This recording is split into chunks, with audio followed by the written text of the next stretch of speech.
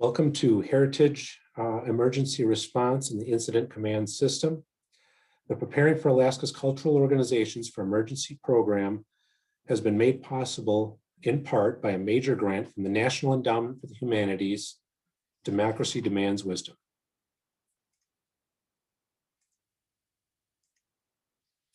My name is Jared Yax. I'm the Curator of Collections for the Tri-Cities Historical Museum. I'm also the Lieutenant of Station 3 for the Walker Fire Department in Walker, Michigan.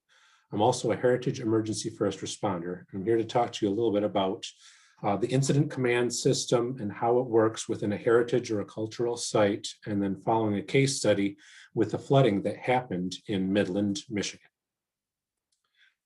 First of all, we really want to kind of start out with what is the Incident Command System and how is it really applied to museums, libraries, and other cultural sites.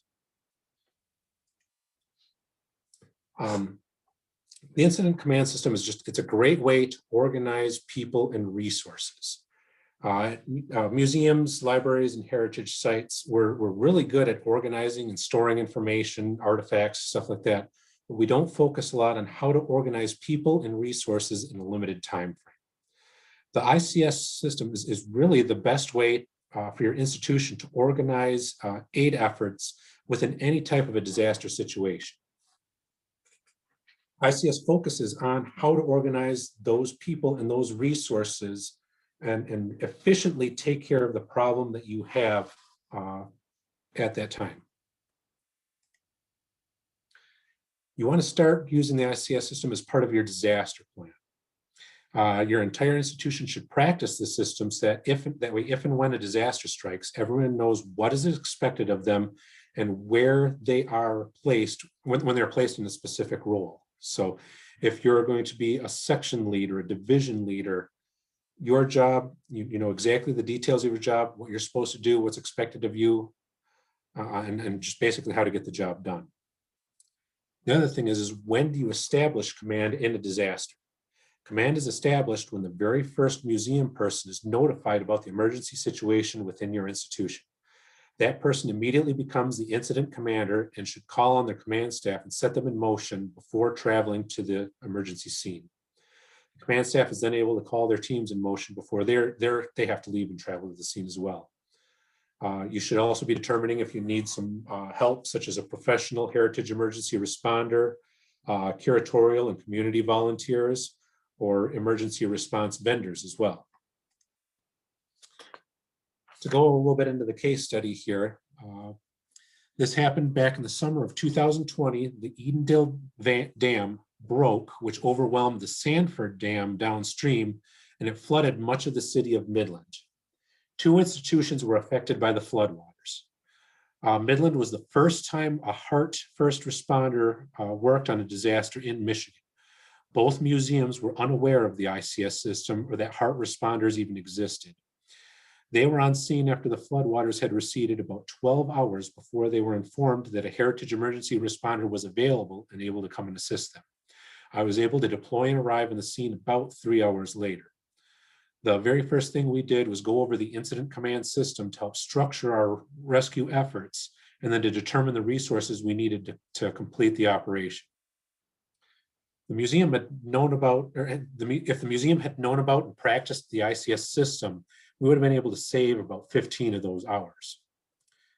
We immediately contacted the Michigan Museums Association, which was then able to really kind of function like a fire dispatch for us, and put out a request for professional museum volunteers and physical resources. We were able to put out the requests to the community for general working volunteers as well.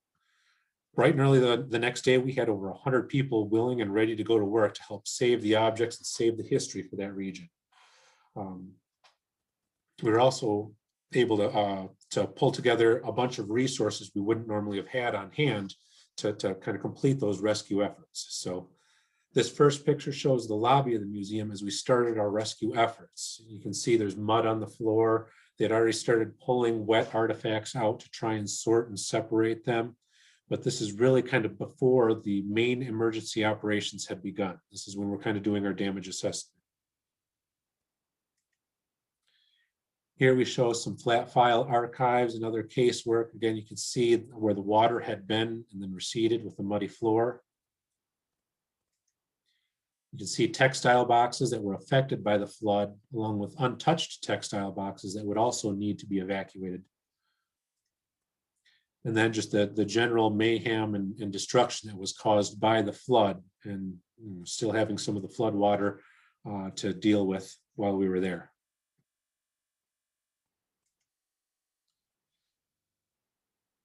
So as I said, the incident command system was established, and we were able to secure volunteers and resources with the help of the Michigan Museums Association.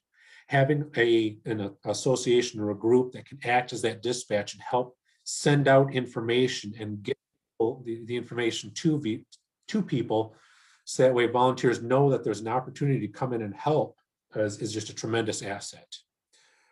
Again, it's, the next day, it was a holiday weekend during a pandemic right after a disaster. We still had over 100 people that were willing to come and respond in that first day. We also were able to set up a dry erase board, which we'll kind of talk about that tracking system later on, but it helps us track the people and resources. So this is a picture of that incident command. We call it a tactical worksheet or a board, where we are able to track who's in the crew, what zone they were working in, and the objective they were working on. You also know who your section leader is, who the incident commander is, and specialized contacts. So really kind of the first hour of your emergency is going to dictate how easy or how difficult the rest of the incident is going to become. The longer you wait to establish command and put an incident action plan in place, the harder it's going to be and the longer it will take to complete emergency operations. You also lose precious time to save objects that may need stabilization. You have to remember, you're racing against the clock to save objects before mold, smoke particles, environmental concerns overwhelm and damage the artifacts. On the screen, you'll see the basic incident command structure for most FEMA disasters or for fire operations. The ICS system for fire operations is really good at what it does, but it doesn't necessarily translate perfectly into heritage emergency response. What we want to do is use and adapt the system to your situation and your institution. And I can give you an example of the museum response that I typically use in an emergency situation. For heritage response, we want to use, again, we've got the operations section. The operations section is basically the people that are moving and touching the objects. They're doing a lot of the hard work through the operation. The operations section leader should have a really good working knowledge of the affected site.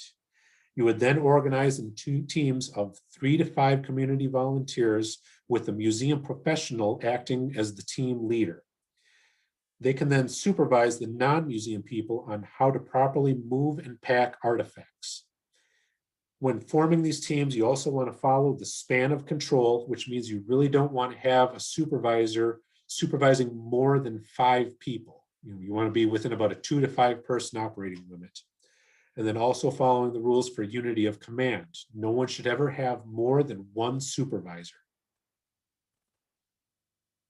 As we gathered more volunteers, we would start to establish divisions to help organize the teams by the location on the site. So there were multiple buildings throughout the site. So we would divide the buildings up into various divisions to help keep track of who was where and what projects they were working on.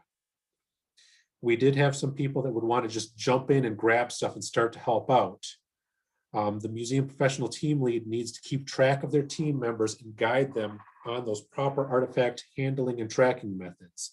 Those people that want to go freelance or go rogue are really going to kind of hurt your organizational efforts and throw some chaos into the system.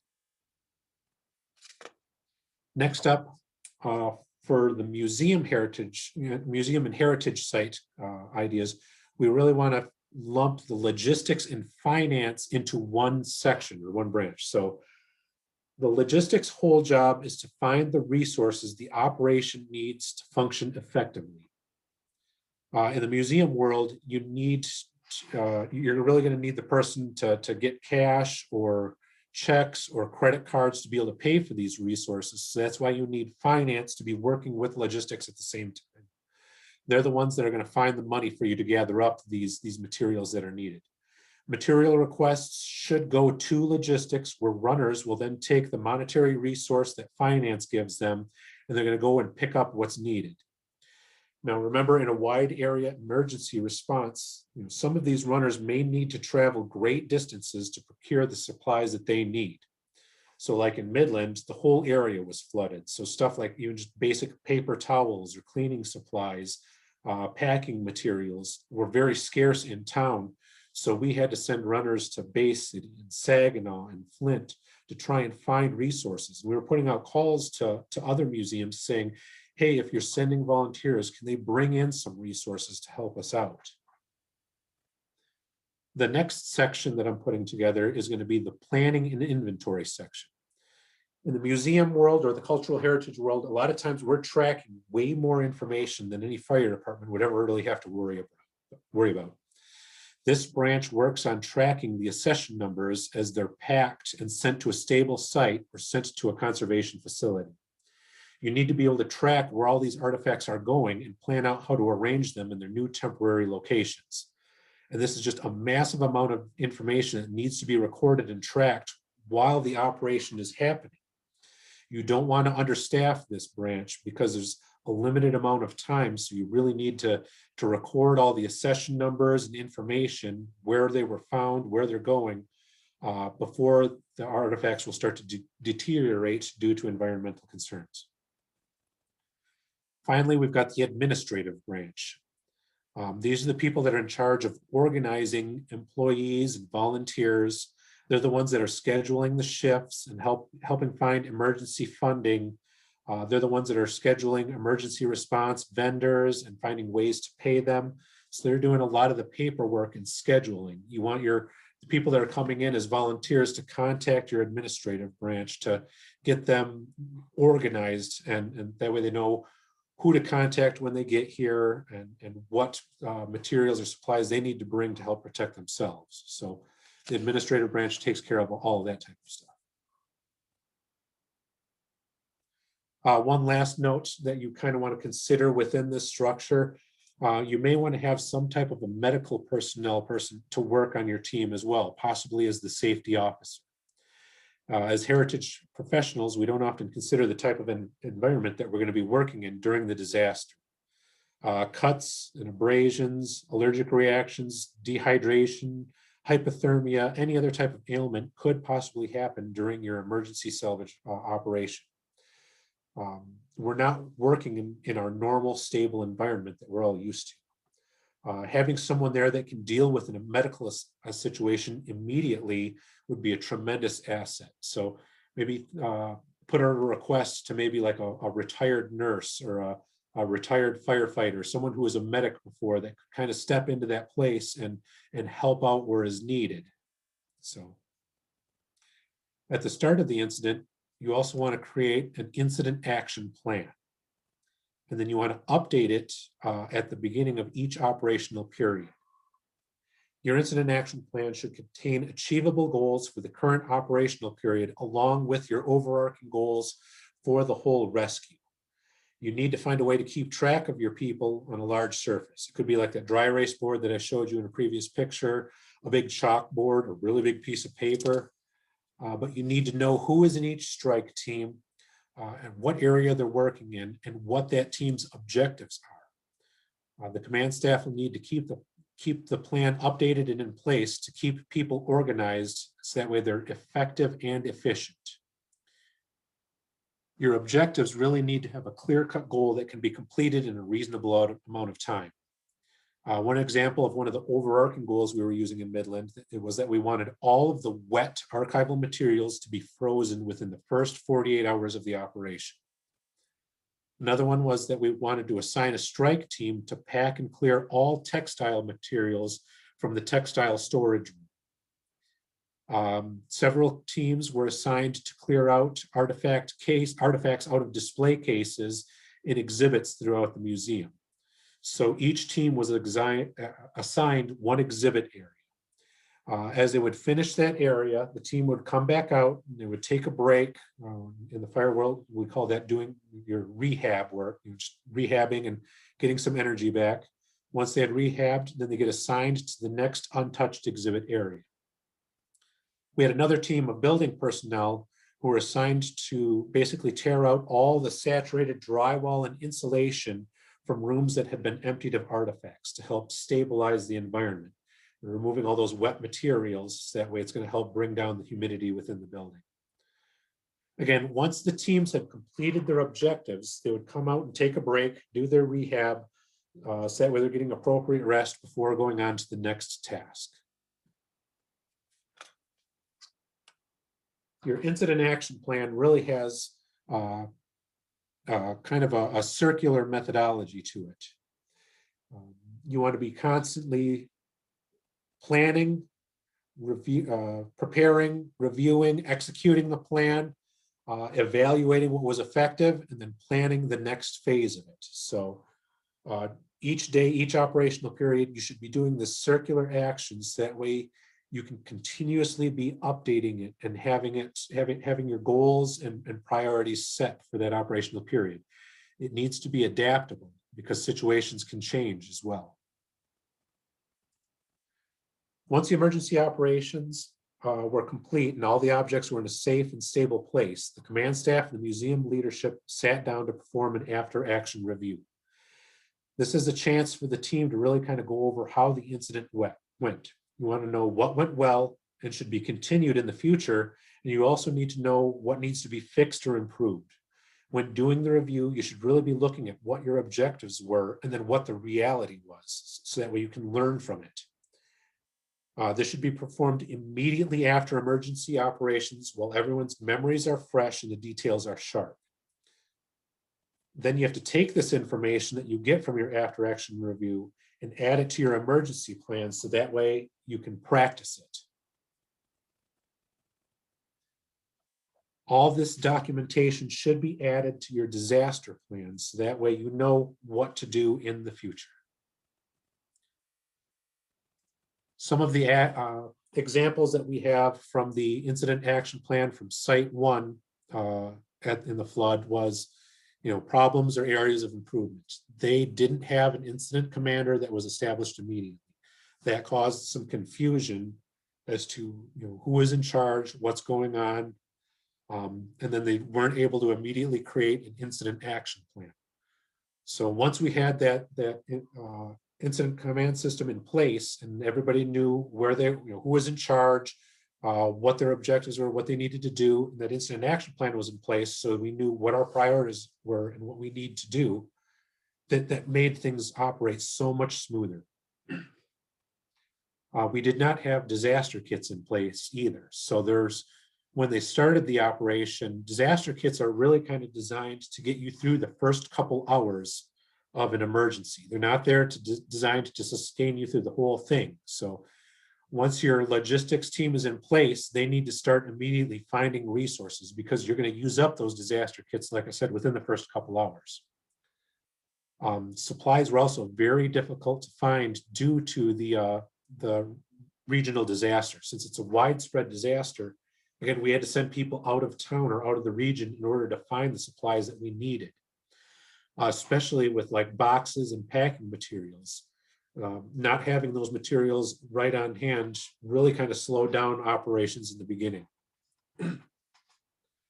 Site maps would have been incredibly helpful to help keep track of where teams were within the building.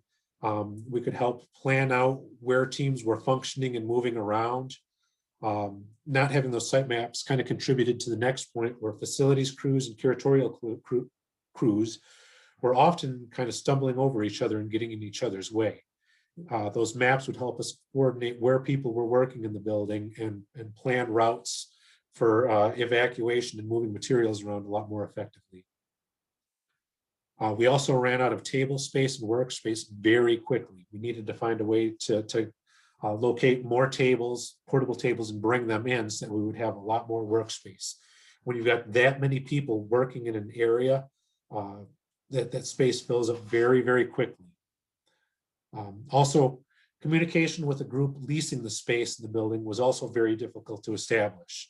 When you've got these outside entities that are leasing spaces within a building and you can't get a hold of them and you can't then effectively manage their materials, that creates a roadblock with how you're able to then evacuate the materials or determine how they want us to handle their space. When we look at what went really well in this space, in this indication, they were able to set up a QR code system at the check-in station. That meant that volunteers, when they arrived, were able to just, with their phone or a tablet, scan these QR codes, and they were able to check in and give us their name, address, all their contact information. And then the next QR code would then inform them of COVID. So, and then also we had to inform them the effects of floodwaters and how those could be dangerous to people. So they were able to go through all these different check-ins and trainings without having to expend manpower and have direct face-to-face contact with somebody in a COVID situation. But they were able to do that all on their own and at their own speed without expending that manpower. Once we were to implement the incident command system, the operation was a lot more organized and went very smoothly. The creation of the incident action plan, again, gave them achievable objectives. At the very beginning, before I had gotten there, the employees were kind of milling around, and they were shell shocked. Their institution had been underwater, just a day before, and you just look at it, and it's this massive site, and they were just overwhelmed. But once you start breaking it down in that incident action plan and giving yourself those objectives that you can easily achieve, that kind of gives your team hope and just the organization to be able to get it done. Having that Michigan Museums Association as a central dispatch was, again, invaluable because they were able to put out the call for volunteers and supplies and then funnel that information back to our administrative branch and organize that type of stuff. Using outside groups with specialized skills in places where they would be most effective. And an example of that would be, there's a blacksmiths group that would use the museum for demonstrations and classes.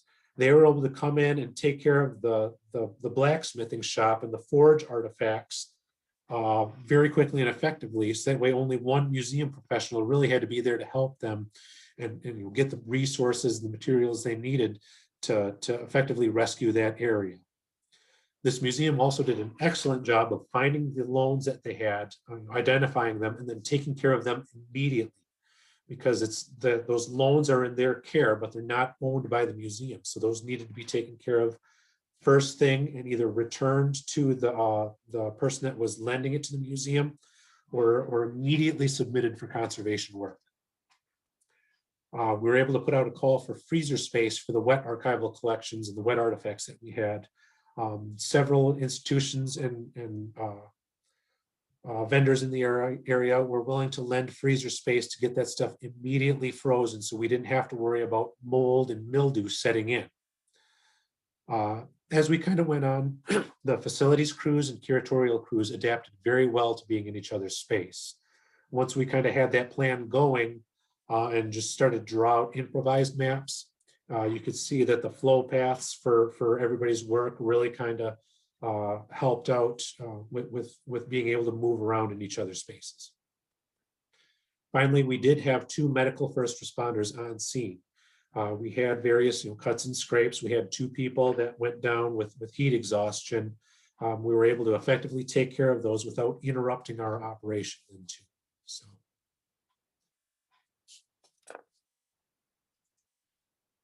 After action review, we went right into our continuance of operations plan. And that's not something that people immediately think about within a disaster. So after your after action review, you have to figure out how is your institution going to continue to serve its community while it's recovering from these long-term effects from the disaster. And you really need your whole staff and your leadership team to come together in this planning process. So like in Midland, we came up with ideas such as once electrical service had been restored to the museum, they're going to request curatorial volunteers through the Michigan Museum Association to help kind of do the condition reporting and inventory of all these objects as they have been moved into their new storage location, their temporary storage locations. They were looking at what are spaces around town that we could request to borrow for a little bit to create small outreach exhibits. These exhibits could consist of like cases in a public area or window front displays scattered throughout town. This would allow for greater exposure for the museum within the exhibit spaces as the museum is closed for restoration work. They also wanted to dedicate a web page to create digital exhibits about the flood and raise awareness about how the museum was affected.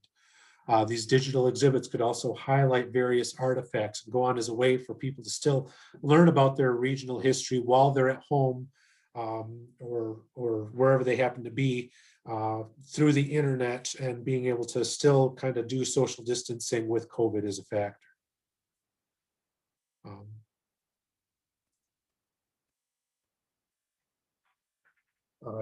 Creating digital exhibits, similar to like with a choose your own adventure book, is also an interactive way for them to share their artifacts with the community as the museum was closed. So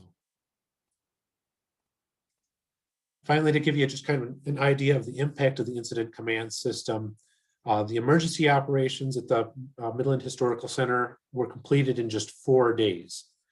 We had over 350 volunteers respond in the middle of a pandemic on a holiday weekend. And over those 4 days, those 350 people were just a tremendous help. We evacuated over 12,000 artifacts, with another 4,000 artifacts that were triaged due to direct water contact within the flood. Similar emergency operations, similar sized museum and sites, it took weeks for them to complete beforehand. So this shows that this is the first time the incident command system had really been used in Michigan at a heritage emergency. It shows just how effective and really useful it is to use within these type of operations.